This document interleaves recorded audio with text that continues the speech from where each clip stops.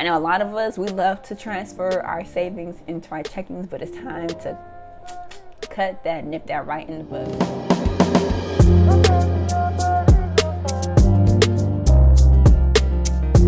Welcome back, you guys, to another video. I am so excited to be back in this chair in front of this green screen wall and back filming for you guys. My last video has been a minute and I have no excuses, but I'm here, I'm back, and I'm ready. 2020, let's get it. So in today's video, I am doing some tips on how to make the most of your gap year. For those of you who, don't mind my nails, please. Oh my gosh. Those of us who are in school and planning to either take a break from school before getting a master's or a professional degree or something like that, these tips are for you and for me. So I'm looking down because my notes are right here on my iPad. So if you see me looking down and to my right, just know that I'm not being distracted, but I'm looking at my notes. Okay. So my first tip, number one, is to work on you. You know, find whatever weakness you have and turn that into your strength. You know, there are various reasons why we all take gap years. Some may be financial, some may be our applications aren't that strong enough to apply to wherever we want to go next.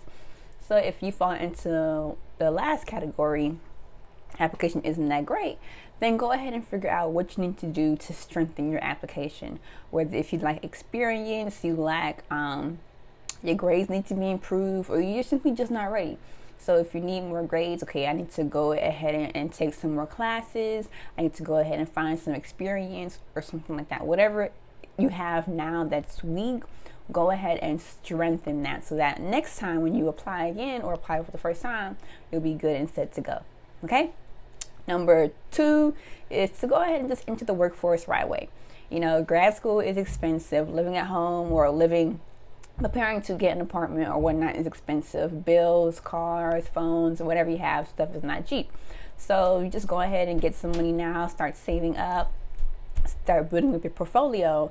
That way, you know, when it is time to transition to your next step, you can have some money already saved up, right?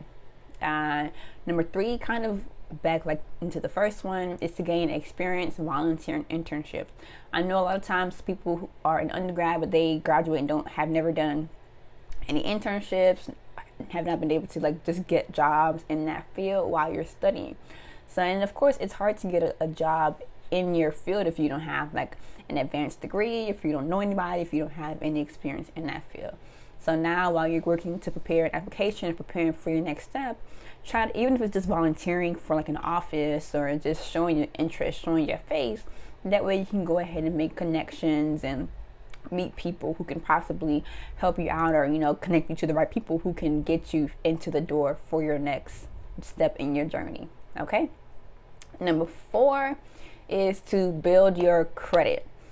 I know for myself, I didn't learn about credit. I mean, I know about it, you know what I mean? But like as far as like how to build it and what's the best route to go, what the best credit card is, you know, all that stuff, interest and APR. I don't know the stuff. I mean, I had to learn it on my own and ask my parents. We didn't really learn it in school, like in formal education. So now is the time to go ahead and start building that up for you. Like example, I didn't have loans in undergrad, so I won't be able to get like any credit history from that. But so I've been trying now to go ahead and, you know, get a credit card and build and pay bills and what, you know, not a lot of bills, but whatever I need to do so that I have some credit history, so that when it comes time to apply for loans or to apply for an apartment or to get a car, I'll be able to have something under my own name showing that, yeah, you know, she's able to pay this, that, and third. So just, you know, it's time to increase our financial literacy. It's time to learn more about, you know, the loan process, how that works. I have no idea. So even myself, I have to go ahead and start Googling and talking to people and figuring out about loans, you know, credit, savings versus checkings. I know a lot of us, we love to transfer our savings into our checkings, but it's time to cut that, nip that right in the bud. We got to really save and build up our stuff and not just transfer money whenever we just want to buy some burgers or whatever we want to buy. Number five is to go ahead and learn something new or pick up a hobby. You know, this is a great time, like I said, to just increase your skill set and learn something new, whether it be how to ride a bike, which I still haven't learned how to do, Or, you know, I started working out, like I'm joining the gym. So that's what I do now. I go to the gym after work, or, you know, between studying or whatever have you. Or just, you know, do something for fun. A lot of times when we're in school, we don't really have time to just have fun. We forget. People ask us, what do you do for fun? I don't have an answer. I don't know what I do for fun, because I spend all my time learning and in class and studying and preparing for tests. So now is a great time where, if you don't have the stresses of school on your shoulders, you can just figure out for yourself, you know, what interests me, what do I like to do, what is a good thing to do that I would enjoy. Like, I used to journal heavily back in the day, and I was looking at my journal yesterday, and my journal began in 2016, and I still have it.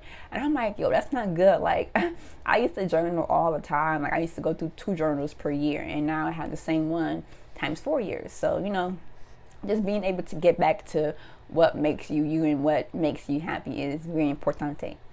My last point is to trust the process. Understand that everything happens for a reason.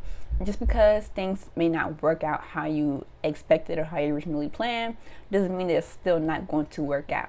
You know, a setback is not bad. It's a set up for your next step in your journey. So always just trust and believe in God and in your faith and whoever higher power you believe in, and know that He has your back and He has a plan. He got you. Period. So I hope that wasn't too fast or too quick, but I'm gonna run through them again. Number 1, work on you. Find your weakness, make it into a strength. Number 2, enter the workforce, get some money, save it up. Number 3, get experience, volunteer, get an internship, something where you're in that field, you can put it on your application. Number 4, build your credit. It's so important. Number 5, learn something new or get a hobby. And number 6, trust the process. So I hope that you guys enjoy and are able to take away some helpful tips from this video. And if you've done a gap year or thinking about a gap year, and, you know, have some ideas on your own on what you want to do, then go ahead and drop them down below so we can all chat and share and just uplift each other. All right, stay tuned for the next video, guys.